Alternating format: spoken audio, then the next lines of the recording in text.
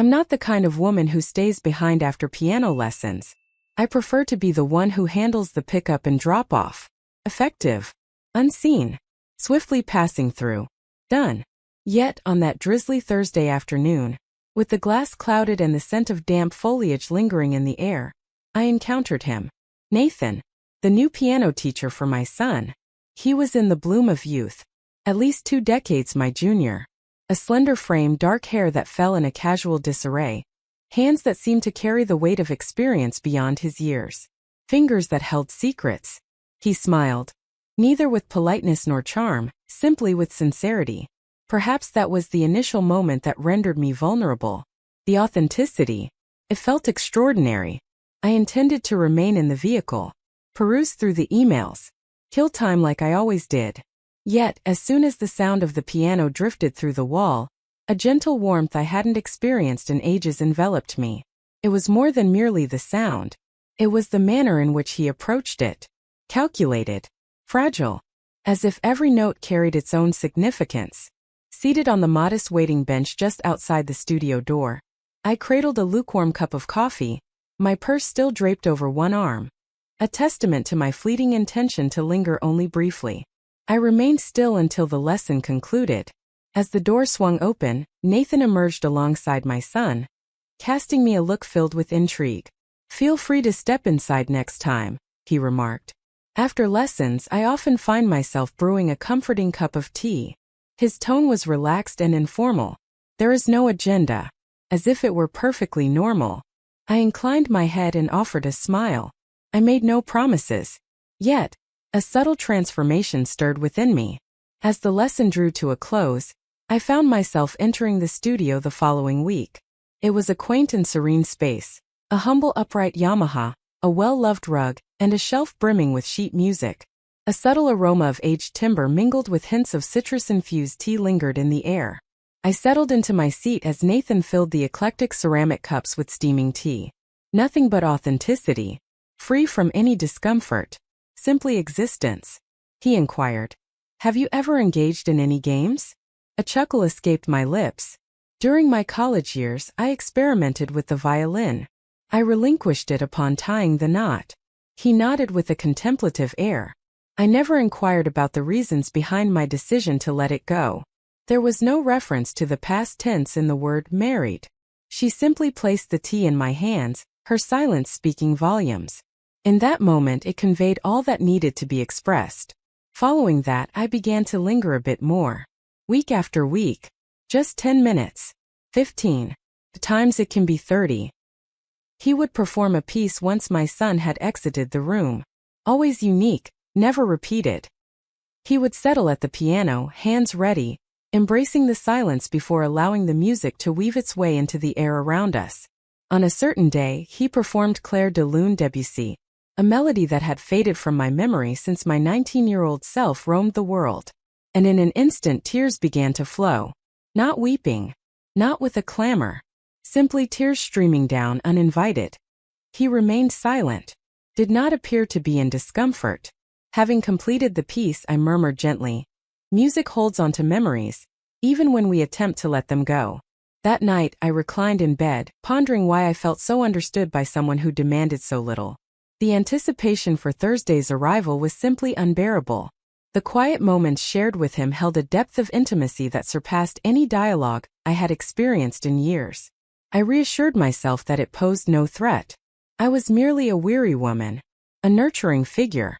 A person who has experienced the end of a marriage, who discovered solace in melodies, with compassion, within the realm of tea. Yet, beneath the surface I was aware. A new chapter had begun. Something serene. Perilous situation. I found myself uncertain about whether I truly wished for it to come to an end. It evolved into a cherished tradition. Each Thursday, I would settle into that well-loved sofa, a cup of tea in hand, either jasmine or chamomile, while he strummed a tune whose name eluded me, yet felt oddly familiar. I once believed that words were the bridge to intimacy with another person. Yet with Nathan it was the pauses that spoke volumes. Our conversations were few and far between. He never intruded. There was never any inquiry regarding my former spouse, my profession, or my circle of friends. Yet he observed details. In the familiar posture of my hands tightly clenched, I found a certain comfort. Or how I would glide my thumb along the edge of the teacup whenever anxiety crept in. On a Thursday evening, while he was immersed in a gentle nocturne, he paused halfway and turned his gaze toward me. "Close your eyes," he murmured softly. I certainly did. He approached the next segment with a measured, intentional pace. And for a fleeting instant, I was not yet 48. I was not a mother to anyone. I found companionship in the midst of solitude. I was simply experiencing, and that filled me with dread. As I blinked awake, he continued to play, a smile gracing his lips, not directed at me, but rather lost in the music of the keys. As if he was already aware of the significance of that moment. As if my words were unnecessary. During the following week, I lingered more than I typically would. I lingered until my son had made his way to the car. Until the front door let out a soft click.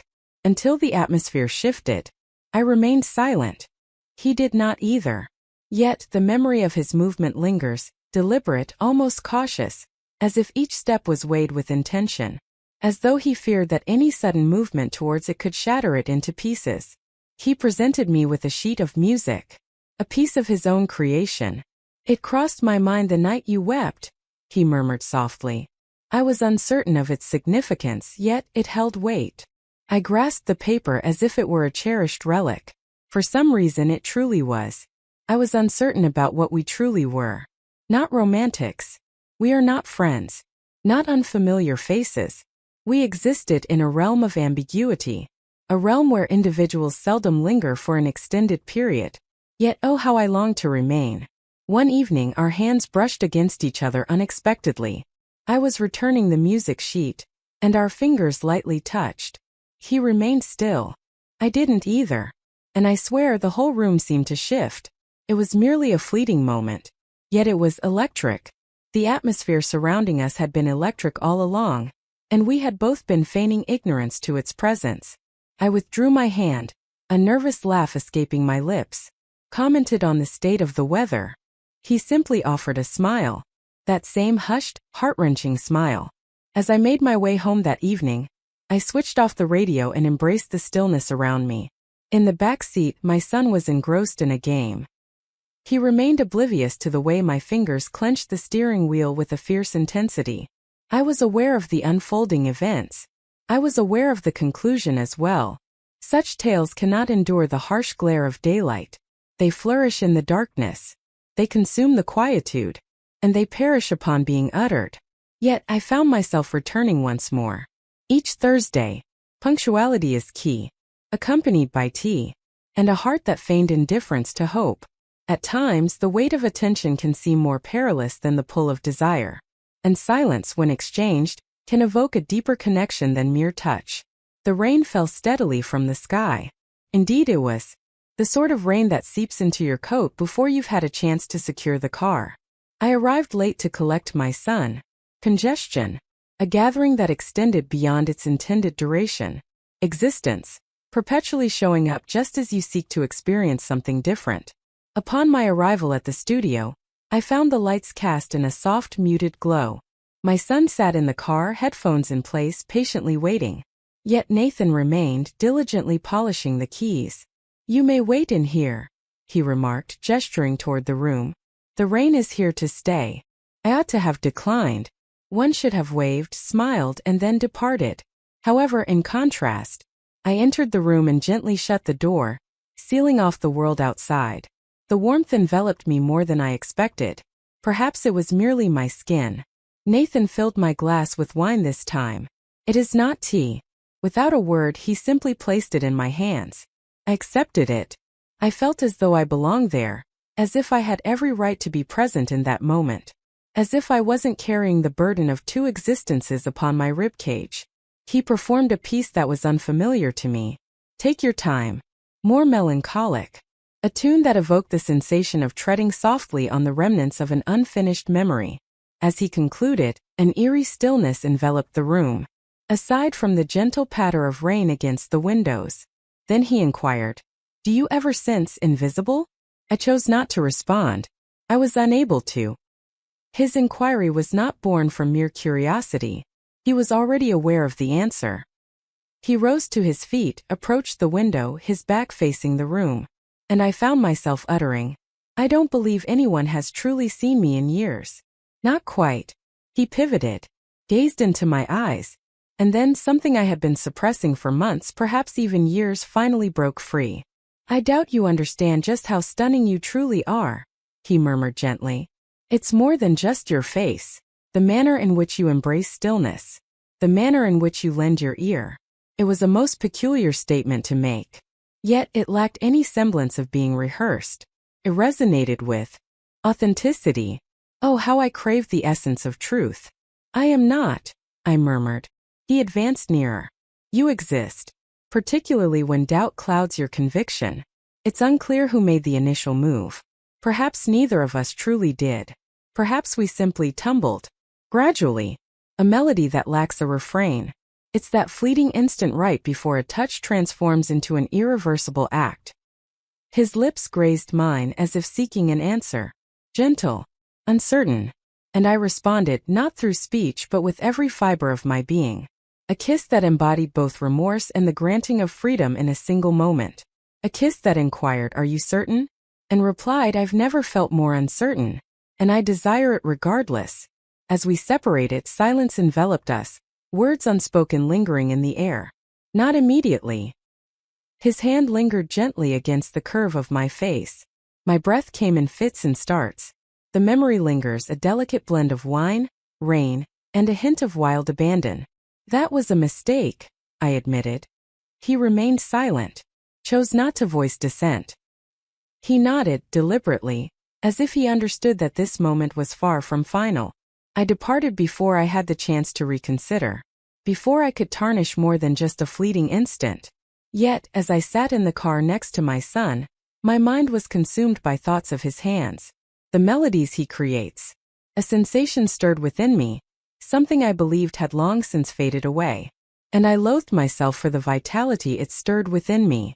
The kiss remained unspoken between us. Not the upcoming lesson. Not the subsequent one. Yet, a change had occurred in the atmosphere, in the silences that lingered between our words, in the manner he gazed at me from above the edge of his teacup. I ceased referring to it as my son's lesson, for deep down I understood that I was the one who consistently returned. I found myself lingering more frequently, feigning an interest in my inbox as my son diligently organized his music book, anticipating that serene instant when it would be just Nathan and me once more. The door clicked shut, and our breaths would take on a new rhythm, as if casting off an old layer. Out of the blue, the second kiss unfolded. He was fiddling with the music stand when I remarked casually, something trivial like, "You always forget to tighten that screw." He chuckled softly. I leaned in closer. This time there are no illusions. There is no whine. Silence envelopes the space, with no melodies to accompany the moment. Only the sound of his breath faltering, and mine surrendering. From that point onward, it evolved into a recurring theme.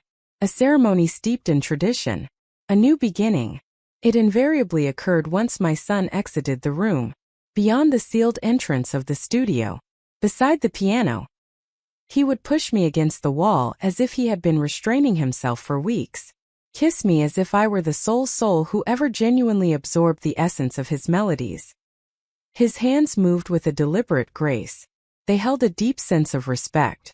As if he were teaching me in the same manner he mastered a fresh composition, note by note, pause by pause. And I allowed him to proceed, for I had lost touch with the sensation of being desired. Not from a sense of duty, not deviating from the norm. Yet it was merely due to an inability to resist. I reassured myself that we were causing no harm to anyone. It transpired in secrecy, confidential, restrained. Yet guilt remains indifferent to barriers. It infiltrates gradually, then suddenly.